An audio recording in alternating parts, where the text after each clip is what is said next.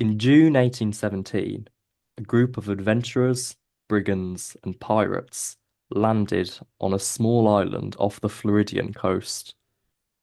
They had little other than weapons, money, and a plan. A plan to make Amelia Island a haven for smuggling between the Spanish Americas and the United States.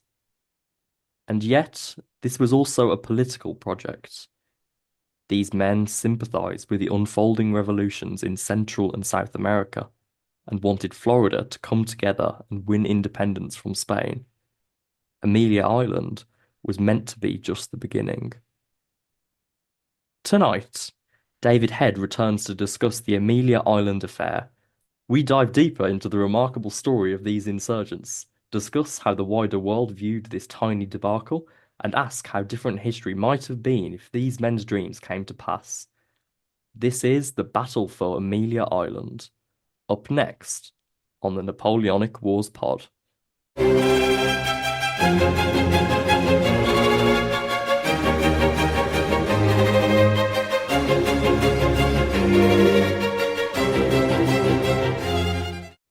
Hello and welcome back to the Napoleonic Wars pod, where once again it is all systems change. It is the anniversary of the Battle of Cape St. Vincent. We're not calling it Valentine's Day because the two interviewers on this end of the microphone are inveterate bachelors and don't have anything to celebrate. So happy Cape St. Vincent Day, people, as opposed to happy Valentine's Day. Although if you are one of those people who's fortunate enough to be lovey and dovey with a significant other, then sure, like good for you. We're not like bitter or anything much. We return to speak to David Head. And as you've heard, this is about the battle for Amelia Island, not the battle of Amelia Island, but the battle for. And you will notice that the Provost Marshal, who joins me in the co-pilot seat, has a renewed sense of kind of vigor and confidence, I would say. The reason behind this is that he has spent 48 hours standing in the freezing cold out in Essex, learning how to use a musket. And off the back of that, he has become markedly more cocky, but also more kind of confident. He doesn't usually kind of shy away from hurling an insult when the mood takes him, and I'm kind of pleased to say that that mood kind of has been redoubled. Josh, welcome back. How are you doing? I'm great, thank you. It's great to be joining you on this late afternoon on the 14th of February. There's nowhere where either of us would rather be, I'm sure. It's funny how Absolutely you not. say reinvigorated by that experience. I mean, that experience did a lot of things to me, standing there for 2 days, basically in the And many of them weren't cold. positive, right? No, I mean, I think I'm still recovering from the cold, to be honest, and psychologically, it will take much longer than that. But aside from all that, I'm very well, and I'm happy to be here. Fantastic. And folks, if you want to see the outcome of that process, because we didn't just do it for the hell of it, we did it for fundamentally for your entertainment. So if you want to see that process, please make sure you are subscribed to the Napoleonic Wars YouTube channel.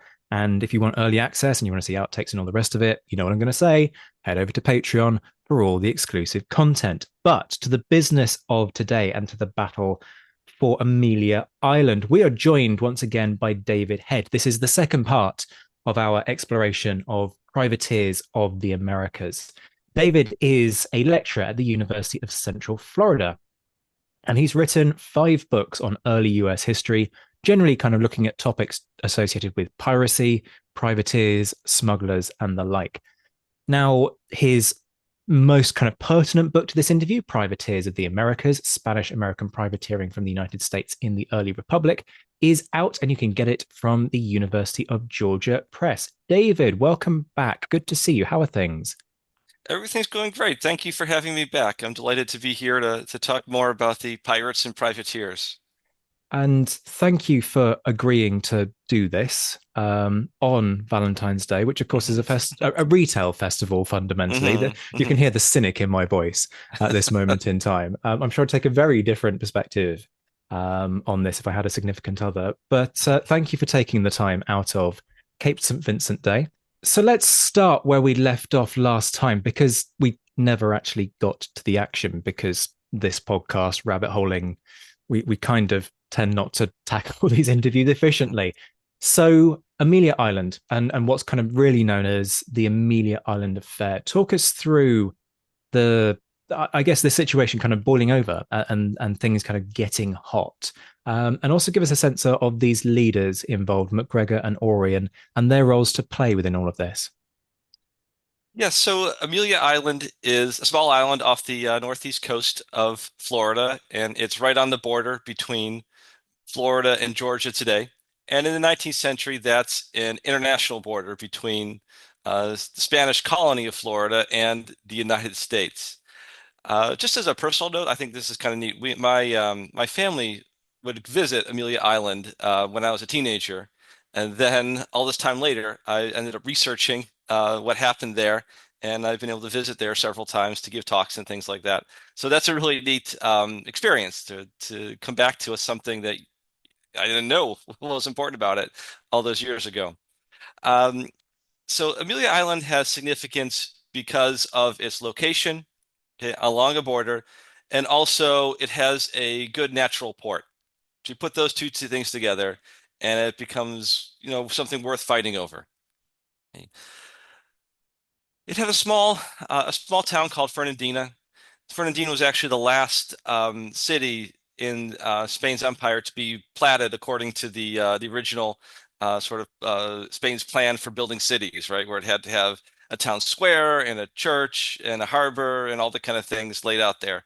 And you can still see some of the original Spanish just kind of planning for the town that's still there today. It has small town, small garrison, and a couple dozen Spanish soldiers there kind of defending the place. It was targeted originally by a man named Gregor MacGregor, who has a wonderful, wonderful name. And his plan was to raise supplies and men in the United States, conquer Amelia Island, and then use it as a base of operations to push further onto the mainland to conquer St. Augustine, ultimately, which was the capital of the Spanish colony of East Florida. Should mention there are two Floridas, East Florida and very inventively named West Florida.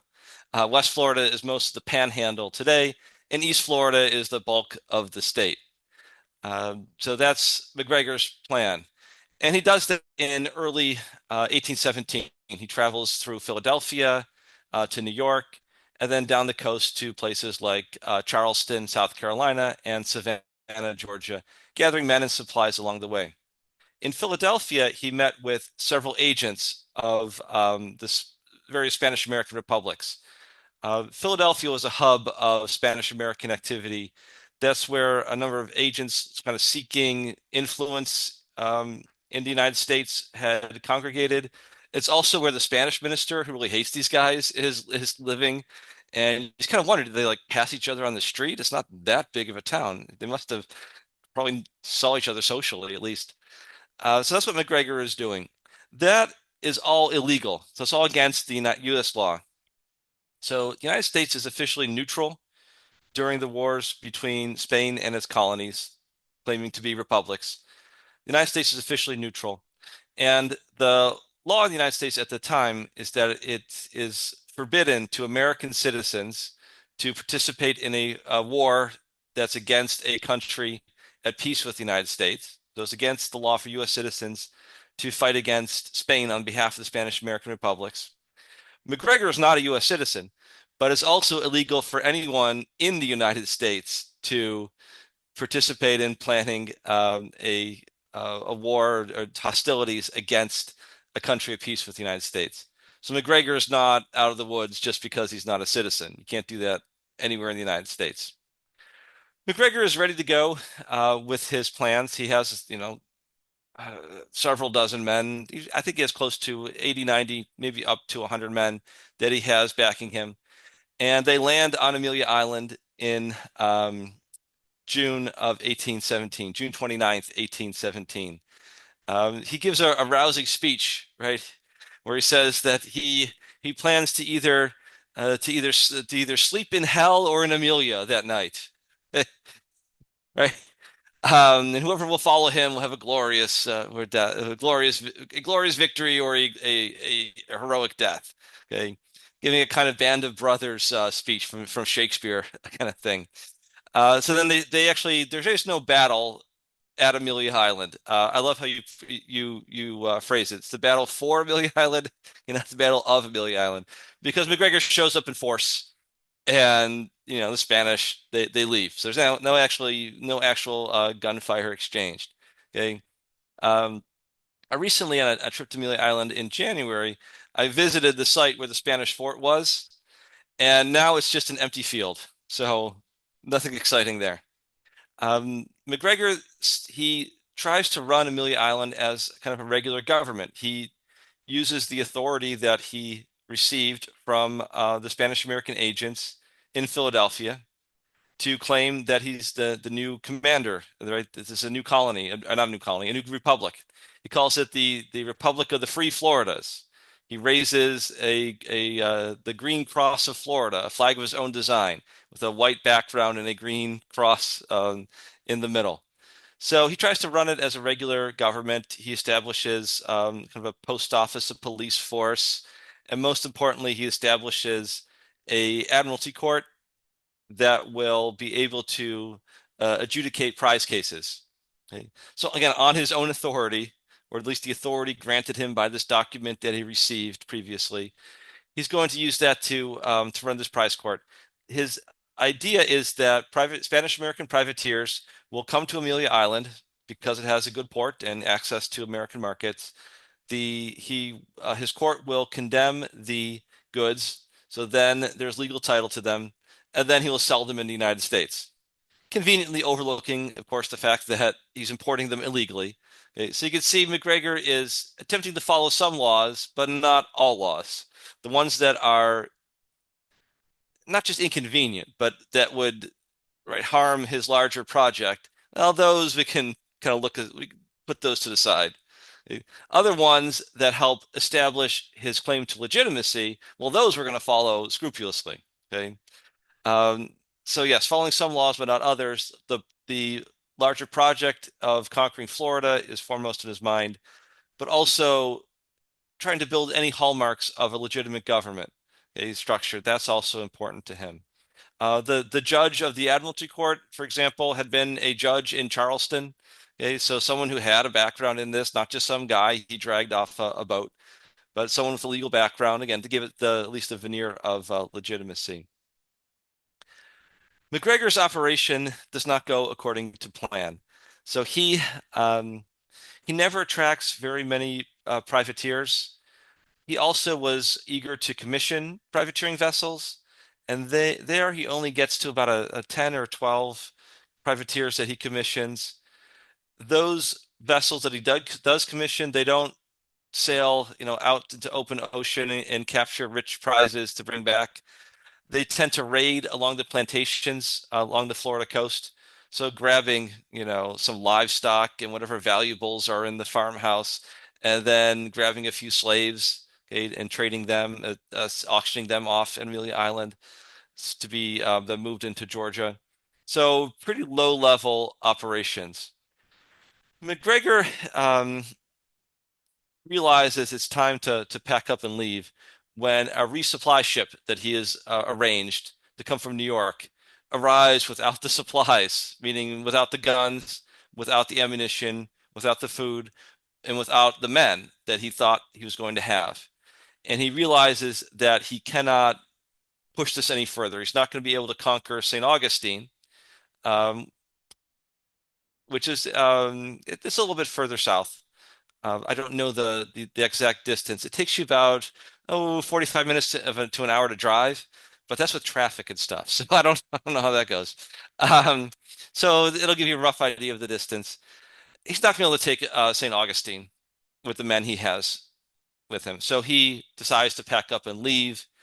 He sails away to the Bahamas, where he begins forming another plan to attack Florida from the Gulf Coast. And his target is Tampa Bay. Okay, where there's a small kind of fishing village there. So his goal is to conquer Tampa and then move onto the mainland of Florida from that direction. That never gets going.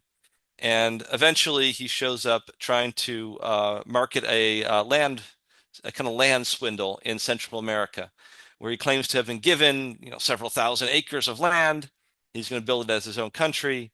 And he goes around selling shares in this investment to unsuspecting Europeans who don't know exactly where this place is, or they don't really know that he's already sold off 200% of it before he makes the pitch to them.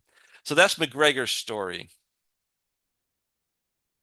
My immediate question in response to all of this kind of is I guess the feasibility of this on a political level, because you've just talked there about the plans to kind of conquer all of Florida and to turn what is kind of ultimately just an Amelia Island colony into the Republic of the Free Floridas. So can you answer for us kind of what was the viability of this as a kind of as a actual project to make a republic in Florida? I mean, were they ever anywhere near to this? Or I mean, my temptation is actually to find this quite funny almost, this bloke called Mhm. Gregor McGregor from Scotland or whatever, thinking that he can just declare himself as commander of Florida. Yes, so he has a very high opinion of himself. And what is this saying? Fortune favors the bold, right? He's just gonna do it, right? Um, so I think to answer your question, there are two aspects. One is practical, and the other is about foreign relations. Okay. So the practical question, is this even feasible for one man with a band of soldiers he's put together on his own actually conquer anything larger than a small town in Fernandina on Amelia Island? The colony of East Florida has a small population of European or Spanish background, really European population of any kind. There's a African American population, mostly enslaved people, and then there's a larger native population as well. And East Florida, again, is most of the state of Florida today, so it's an enormous amount of land. There's not a large Spanish presence there, and so I think if McGregor had recruited enough men, if he gotten enough in terms of resupplies, I think he could have conquered St. Augustine. And then once St. Augustine falls, then the rest of Florida effectively falls with it, simply because the population is so small. Um, East Florida, if you move back in history a little bit, East Florida had been a British colony, and as a British colony, it had been growing during the American Revolution. It was a site where loyalists fled to, right? Loyalists who were chased out of their homes in South Carolina or Georgia. They could reestablish themselves in East Florida. Um, there, it, there were various incentives, like you didn't have to pay taxes for 10 years, or property tax for 10 years, that kind of thing to move to East Florida. Its population was growing. The United States tried to conquer East Florida early in the war, but then that never went anywhere. And they just kind of gave up and left East Florida alone. Okay, so East Florida is growing. Its population has grown tremendously. It is engaging in foreign trade, so it looks like things are on the upswing. Then, as the war ends and Britain is defeated, Spain had been on the winning side, fighting as ally of France, and they get Florida, East and West Florida back, okay, because they had lost it during the Seven Years' War. Okay. So Spain gets it back, and they kind of force the evacuation of many of those loyalists. So what had been trending upwards with large number of people from English background then collapses again. And that's where Spanish East Florida was by the time McGregor arrives. They're kind of struggling to get along. Okay. So I think practically speaking, McGregor, if he had enough men, he could have done it. Okay. That part isn't too far-fetched. The foreign relations part of this is much more difficult to see how he could have been successful long term. By what authority has McGregor conquered Florida? Let's say he does it. By what authority has he done it? A commission that was delivered illegally in contravention of U.S. law in the United States, okay, attracting Americans to fight illegally in this foreign war. Okay. Um, how is that going to stand? Okay. Now, maybe it's one of those things where you just plant your flag and dare anyone to stop you. I don't know that Spain would have had the either resources or have placed East Florida as an important enough priority to dedicate men and resources to reclaiming. So maybe McGregor just persists there because the Spanish are not strong enough to chase him out. They're more concerned about places like Mexico or defending Cuba from insurgent attacks. East Florida, you don't have enough bandwidth to attack them. Okay. The United States, however, I think was not going to allow East Florida to fall into the hands of someone like McGregor. Again, this is all assuming that he had been able to conquer St. Augustine. Okay. The United States is not going to allow that because what the United States wants is to be able to acquire Florida from Spain in the treaty negotiations that had been underway for a while and then reignited after the end of the Napoleonic Wars. That's the easiest way for the United States to get that territory is for Spain to have it and then trade it to the United States. Okay? McGregor is probably not going to want to give it up. Okay? This is the free Floridas with the green cross of McGregor. This is his grand project. He's not going to want to give it to the United States for anything. The United States would have to take it by force from him. And then that's just a bigger deal to take the whole colony away by force. There are Americans who aren't going to stomach that. Okay, they'll acquire it peacefully. There's support for that, but militarily, that's a little bit harder to get to. So probably the United States probably would have gotten to the position where they would have intervened to take it away from McGregor, assuming he had been able to conquer that territory. Because again, for the United States in this period, acquiring the Floridas is a high priority because it kind of fills out the bottom of the map there geographically. And West Florida, especially, that's where you get the river traffic through the Mississippi, through other rivers that go through the state of Mississippi, go through Alabama, okay, Pensacola. Those are all places that the United States wants because those are outlets for American farmers up in the backcountry. So again, I think practically speaking, McGregor could have been able to conquer St. Augustine, but geopolitically, the interest of other countries more powerful than McGregor probably would have intervened. What I kind of love is the fact that he doesn't seem to care too much about that. He's just kind of gone, facts on the ground, we'll make it happen. What's the worst they can do?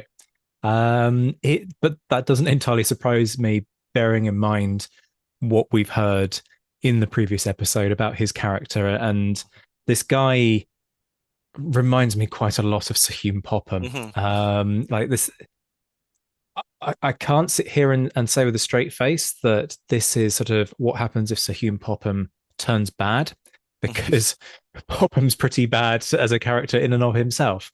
But this is sort of if you sort of increase the degree of darkness and the sort of the add more swashbuckling, I guess, to Popham, which is a terrifying prospect in itself, you get Gregor McGregor. To my mind, anyway. Perhaps I'm wrong.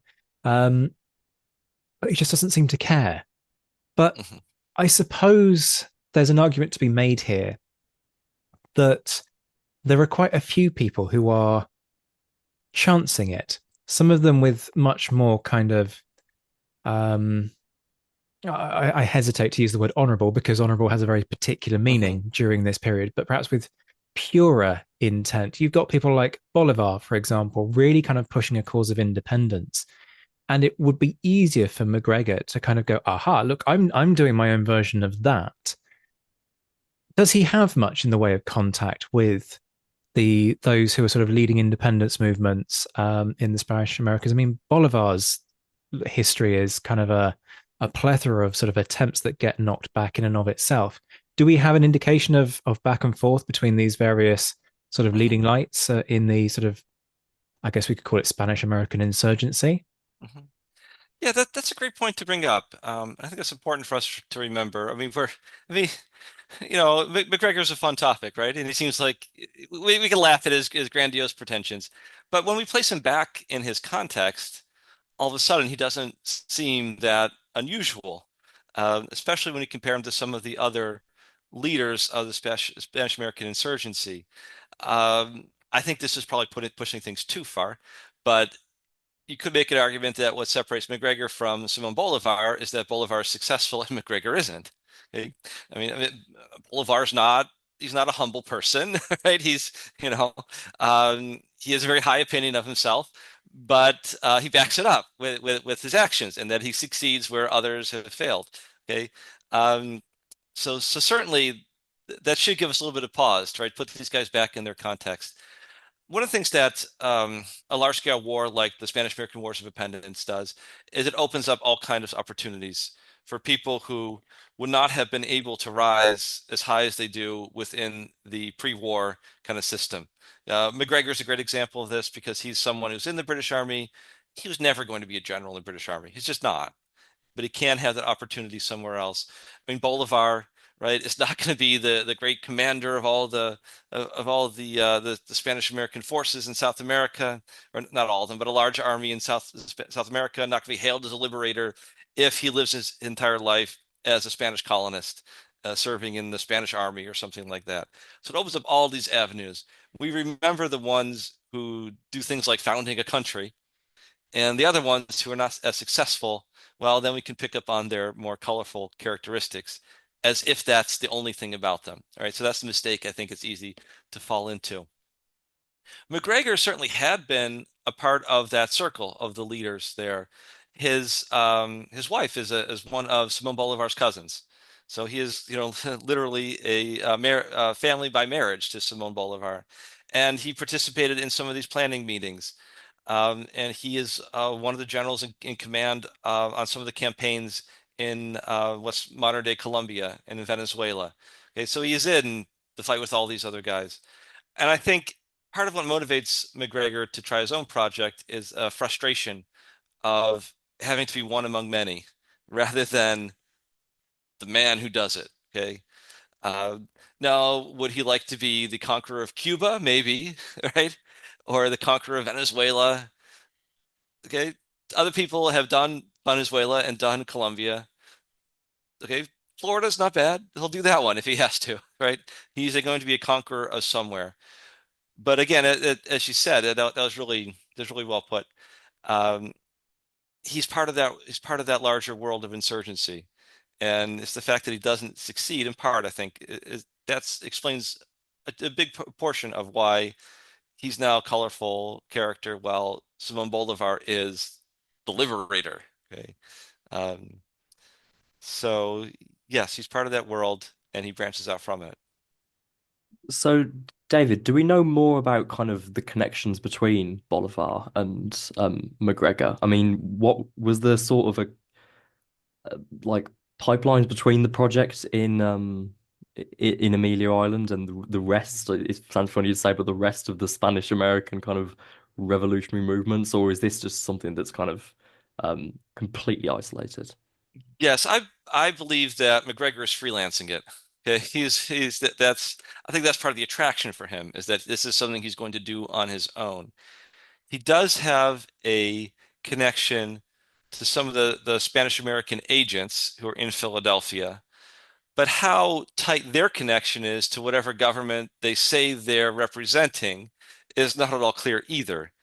Uh, a lot of these governments, these new republics, they're just they're at different points in their kind of structuring themselves, organizing themselves. So the government of the rebel government, such as exists of Mexico, for example, I mean, they have no claim. They have no. They have a claim to authority, but that's not backed up in facts anywhere. I mean, Mexico City is held by the Spanish royalists. There is a Mexican Congress, for example, that claims to rule in the name of the Mexican Patriots independent government, but it's constantly moving from one place to another because the Spanish are on their trail all the time, um, closing in on them. So that's one kind of official government. There are other governments in Buenos Aires, for example, who've been more successful at resisting Spanish attempts to reconquer them. So they are able to be further along towards consolidating power at home and then able to send more official type of diplomats abroad. Okay. But also, even there, it depends on whether they're received or not. Okay. In the United States, is very cautious about not officially receiving any foreign diplomat from Spanish America unless unless the U.S. government has made a firm decision that okay, we are going to recognize them, and the United States tends to do that once the Spanish American governments are pretty secure in their independence. So places that are still at war, all right, are not being represented in the United States. So a lot of this is different levels of informality. Um, and are there sort of backdoor ways for McGregor to communicate with the leaders elsewhere? Yes. But I don't think he's not in any sense taking orders from them or executing any kind of larger plan. He is off on his own, following his own path, his own dream to greatness. I do kind of like people who sort of go and try and forge their own path, provided they're not being utter nut jobs in the process. And I Hmm. suppose there's a delicate line to tread between the two. You know, what is a visionary versus what is somebody Hmm. who needs to be condemned. And that leads me to kind of question what the official response is back in the US to all of this. We've talked about kind of the counterfactual. Had he taken um, name of town? I've forgotten it. St. Apologies. Vernon Augustine. St. Augustine. St. Augustine. Tell you what, why don't we leave that in the final edit just to illustrate my incompetence? Thank you. I will blame the fact that I'm still defrosting from Josh's musket drill extravaganza. But we've talked about, you know, what if he had taken St. Augustine and therefore sort of been able to claim control over Florida. Of course, he doesn't do that. So how is he viewed back in Washington? Um, you know, back in the sort of the halls of power, when they look at this guy, do they just kind of see him as a bit of a loose cannon and a nut job? And how do they respond to all of this in the physical sense? Hmm. So I think there's a range of responses going from what you mentioned, McGregor, who is this guy? Right, right, to alarm that a new power has apparently emerged right on the border with the United States, claiming to be an independent government, but really facilitating smuggling and slave trading into Georgia. And what does this mean? It's important to keep in mind also that this is also something that happened in the shores of Louisiana and in Texas. So this seems like it's another problem popping up along U.S. borders. And again, the backdrop of the United States they want the Floridas. They really don't want anybody to get in the way of the United States acquiring the Floridas from Spain. So anything that can derail that is definitely a cause for concern. McGregor, U.S. response to McGregor, never really gets going because he leaves so early. He conquers at the end of June, and by early September he has left. So it's really July and August, a little more than 2 months, and there's not really an opportunity for the United States to learn what's going on there, formulate a response, and get it moving.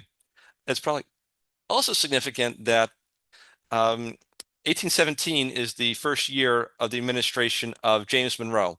So he becomes president in the spring of that year. Um, and he does not convene his first cabinet meeting until October. So the reason for that is John Quincy Adams, the new Secretary of State, is coming from Russia. He's going to travel from Russia. He stops back home in Massachusetts for a while, get things wrapped up there, and then goes to Washington, D.C. So 6 months have gone by without the president being able to consult all of his cabinet officers in person, weigh different opinions, and then make a decision. So the practical response is just slow down by getting a new administration rolling very quickly. The idea that the president is going to hit the ground running and make lots of accomplishments in his first 100 days, that's a Franklin Roosevelt Great Depression kind of thing from the 1930s. A much more leisurely pace in the 18 teens.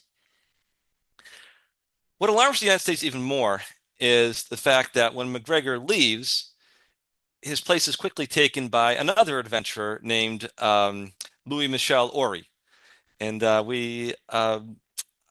did not talk about Ory previously, so maybe I can talk a little bit about his establishment at Amelia Island. So he shows up. He had been pushed out of Texas, where he had received a kind of commission as a governor of the island of Galveston. He was pushed out there and sailed, and hearing of McGregor's project, thought he would check in on McGregor. He shows up, McGregor's gone, and he takes over operations on the island there. Louis Michel Ory was much more successful in the fall of 1817 than McGregor had been. According to one estimate in a U.S. paper, Ori moved $500,000 worth of smuggled goods through Amelia Island in the fall and then early winter of 1817. So that's a fairly significant traffic through there. He was able to attract more privateers who came with their cargoes. Some of them had committed robberies of neutral vessels, right? So that's the kind of piracy. And he was much more effective at smuggling enslaved people from vessels that had been captured primarily around Cuba, where the international slave trade was still legal, and then were taken to Amelia Island and moved into Florida. So Ori, in fact, is the more significant threat compared to McGregor, simply because McGregor leaves after just a little more than 2 months. Ori is accelerating, expanding upon the work that McGregor had done. Ori claims to have authority by virtue of his commission as a governor of Galveston Island, and he claims to have established Amelia Island as a province of Mexico. Again, the geography of that, again, it's kind of more aspirational leadership than the geography will perhaps admit, but again, one of these guys who claim it and make it so kind of thing. So that's Ori. At the first cabinet meeting in October 1817, the president makes a decision that that Amelia Island needs to be broken up. He's persuaded to do that by John Quincy Adams, who argues that no, the United States does not have to recognize the authority of McGregor that was granted illegally in our territory, does not have to recognize the legitimacy of this so-called Mexican province that's actually in Northeast Florida. Okay. So the United States doesn't have to respect that.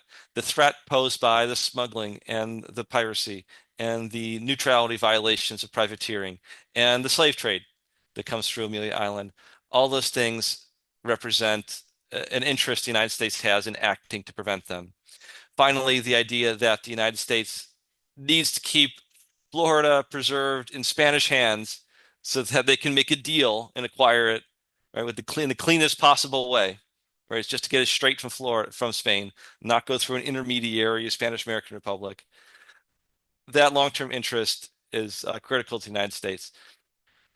So the United States makes a decision to intervene, and just as McGregor's initial invasion was anticlimactic, the U.S. takeover is also anticlimactic.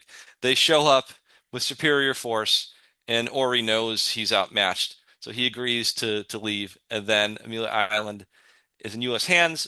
Monroe decides to keep the island because that's another decision he has to make. Should I give this back to Spain, right, or keep it in our hands? Although the Spanish aren't going to like that. Okay, that's putting the treaty at a little bit of risk there. But eventually, John Quincy Adams is able to persuade the Spanish minister that if we give it back to you, this problem's just going to come right back, isn't it? And the Spanish minister has to kind of sheepishly admit, probably. So you guys are probably have a better control over it than we do. And then, the point becomes ownership becomes moot when the United States trades for all of both Floridas in the Transcontinental Treaty of the early 1820s. So that's the official U.S. response and the rationale behind it. Thank you, David. I have a question about Ori because you mentioned that he raised the flag of revolutionary Mexico after he took Mhm. over from McGregor. And does that tell us something about the differences between him and McGregor? In perhaps he sees this. I mean, you mentioned he seemed a little bit more competent, perhaps, than McGregor was in terms of governing, but did he also perhaps have kind of more serious political aspirations about kind of making Amelia Island a part of another revolutionary project that was already underway rather than just being out for himself?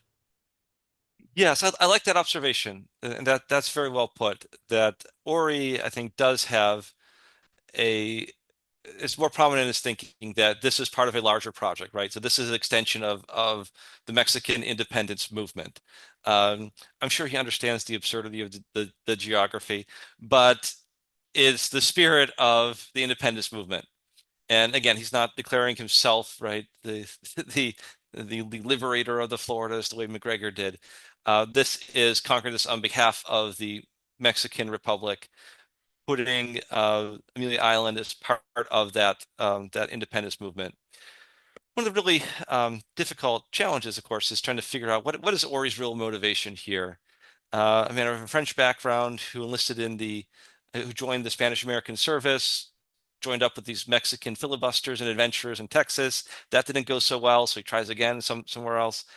I think that honestly, I think Ori in his own way really wants independence for Spanish America, and he wants to serve that cause.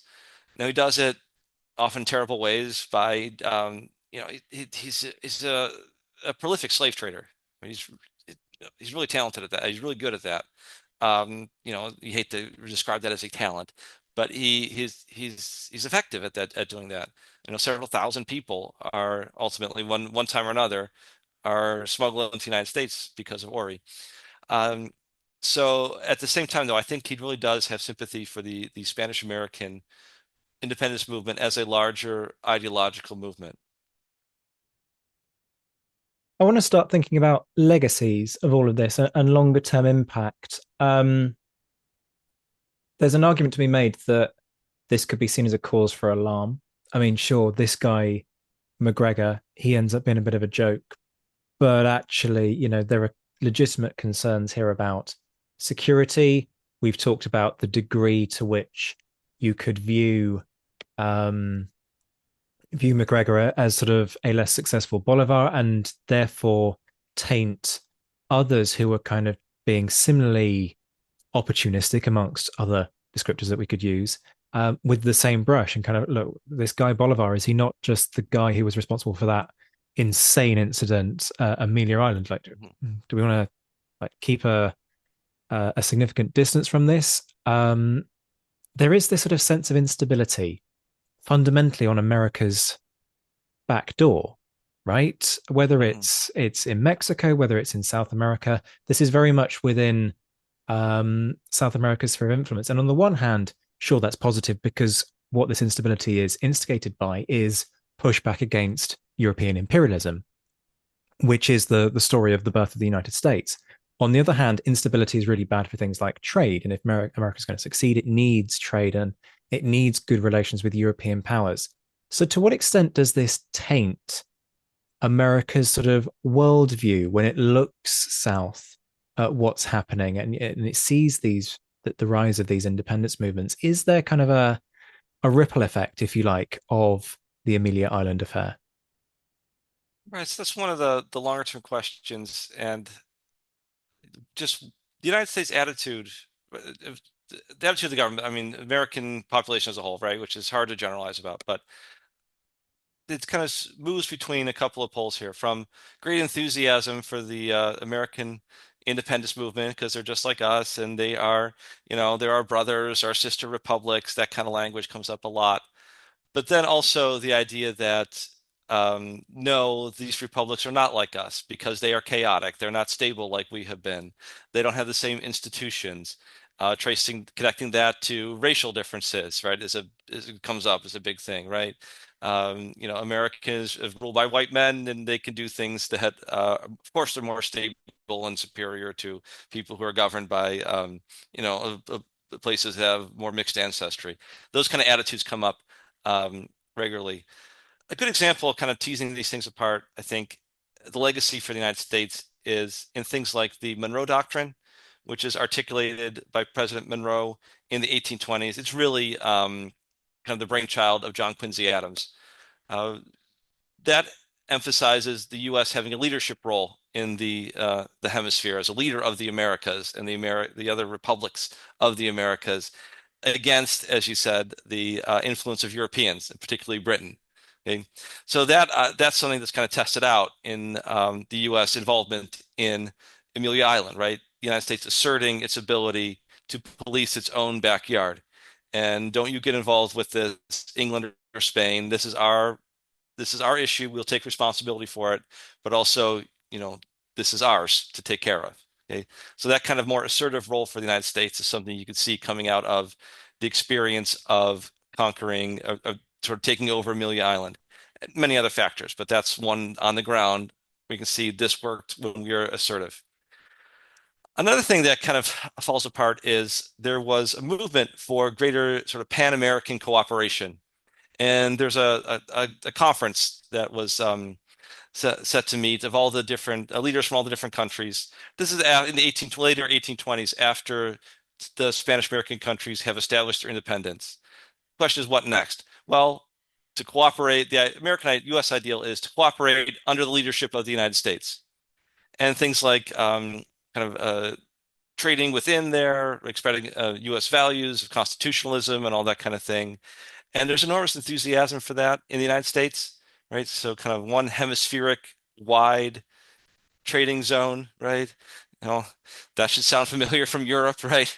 That kind of idea is there, and it just falls apart in the late 1820s. A lot of it will be because of kind of racial politics, right?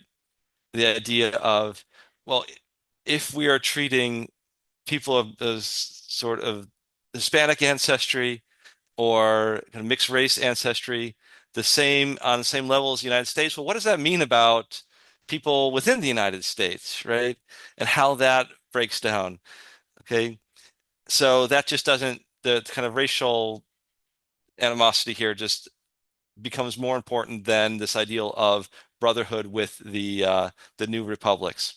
So the United States does not then have that kind of hemisphere-wide relationship with the rest of the Americas based on the kind of equality with the other republics. Even an equality where the United States is the older brother to little brothers, that doesn't quite work out the rest of the 19th century until the late 19th century, where the United States then becomes more muscular about pushing its way in and saying, no, you're going to be the little brothers, okay?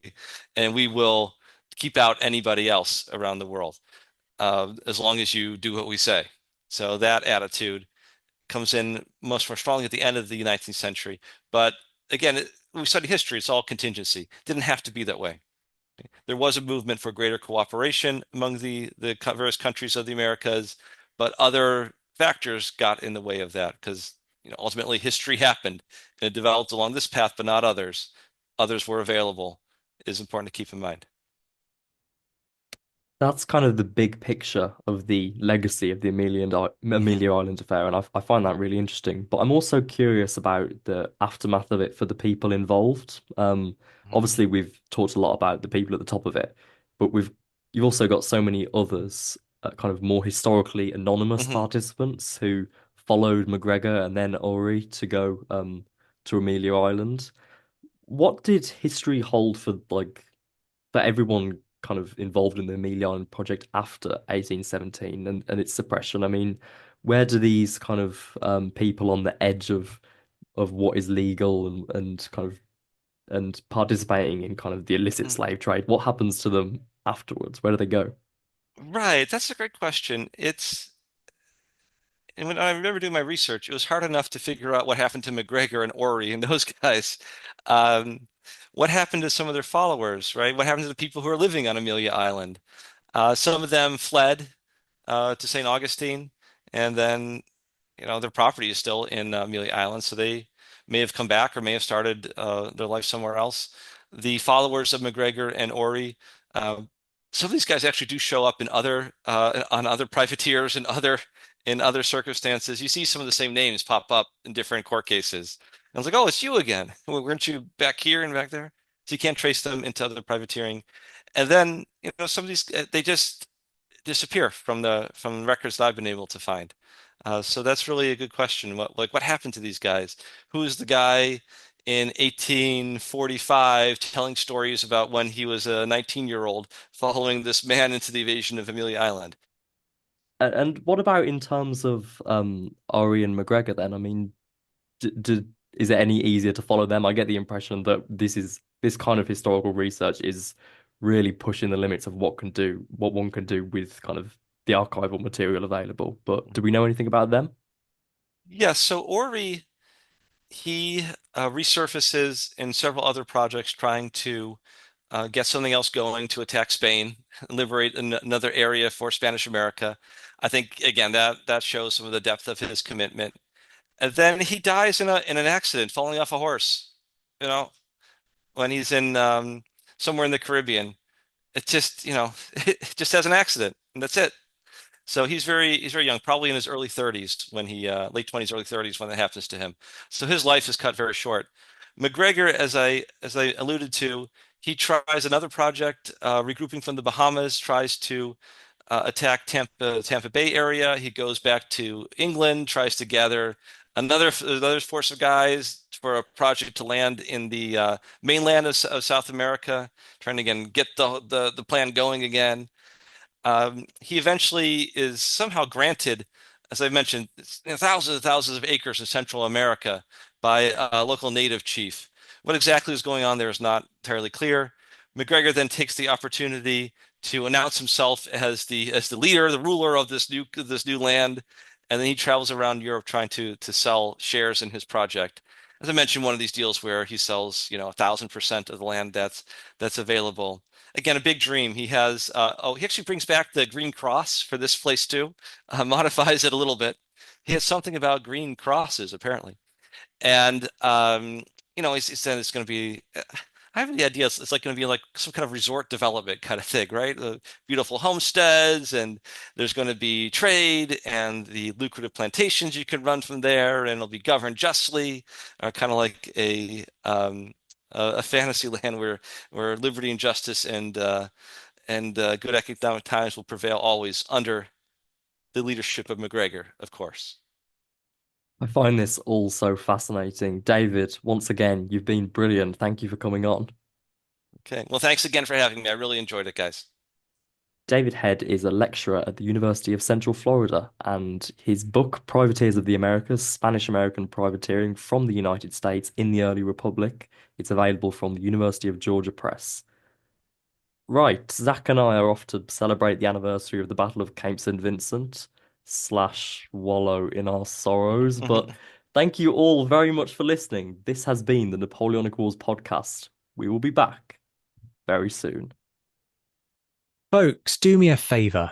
Go review the show. Do it right now. 5 stars, please, and a comment. It takes you seconds, but it sends the algorithm wild and catapults us up the rankings. It's the single most powerful thing that you can do to support the hours of content that we provide for free. Love the show? Never want to miss the latest news? Sign up to our newsletter. The link is in the description, and get regular Napoleonic bulletins direct to your inbox. Looking for a present for the Napoleonicist in your life? We have a shop packed with Napoleonic Wars pod merch. Again, the link is in the description. And did you know you can now gift memberships to Patreon perks that we offer? So if you want to treat someone to our online course, exclusive meetups with authors, green room access to recordings, and exclusive episodes, head to patreon.com/napwarspod to find out more. Much love to all our Patreon supporters who are enjoying a rejuvenated and revitalized offering of the perks on Patreon. As I say, head to patreon.com/the Napoleonic Wars pod to find out how you can join a buzzing community of like-minded Napoleonic nerds who are enjoying things like courses, socials, a book club, green room access to recordings, early releases, exclusive episodes, and much more besides.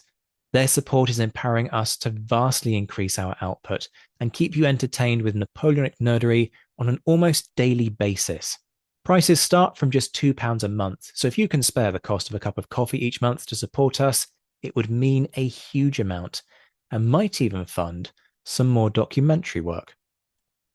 Shout outs to our patrons who, at the time of recording in January of 2024, were in the mentioned in dispatches tier: Rob Griffith, Brendan Teeling, Beatrice DeGraff, Lynn Dawson, Jim Deary, Josh Keeney, Colin Fieldhouse, Stephen Colson, Jim Getz, Stephen Gillen, Hugh Brennan, Alistair Campbell-Grieve, Andy Meakin, Mark Anscombe, Rob Coughlin, Bruins Girl, Noah Fink, Miles Reedy, Nick Overland, Graham Goodwin, Chris Pramas, Anthony Gumbau, Anonymous American, James Fluick, Natasha Hobday, Rod Schwager, Chris Kimball, Gary Dennis, Ted Andrews, Richard Anderson, Arthur Forgy, Sam Moore, Wyatt Pollock, Carol Dixon Smith, Roland Shark, Giovanni, Jean-Baptiste Van Merlen, Darla Vincent, Brendan Hogan, Peter Findlay, Jeff Maple, Ian Harding, Indiana Fats, Joe Ayers, Robin Brasher, and Daniel Fieldman. The Admirals, Mark Chestnut, John Haynes, Mike Guest, Rachel Stark, Mark Duckers, David Preece, David Maxwell, Graham Callister, Sean Sullivan, Stephen Ashworth, Kate Walcombe, Clemens Beman, Charles McKay, Reto the Sci-Fi Fan, Tim Day, Jason Moran, Tim Pritchard, and Seth Hansen. The Chiefs of Staff, Adam Coslin, the Marshals, Ryan Diamond and JC Kaiser, the Legion of Scholars, Dan Hazelwood and Bob Burnham, and in the Crown Yourself tier, Emperor of the First French Empire Todd Campbell and the Duke of Wellington, Laird Campbell. We'll be back very soon, but until then, this has been the Napoleonic Wars Pod.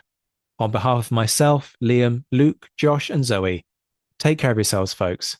Stay well, and as always, thank you for listening.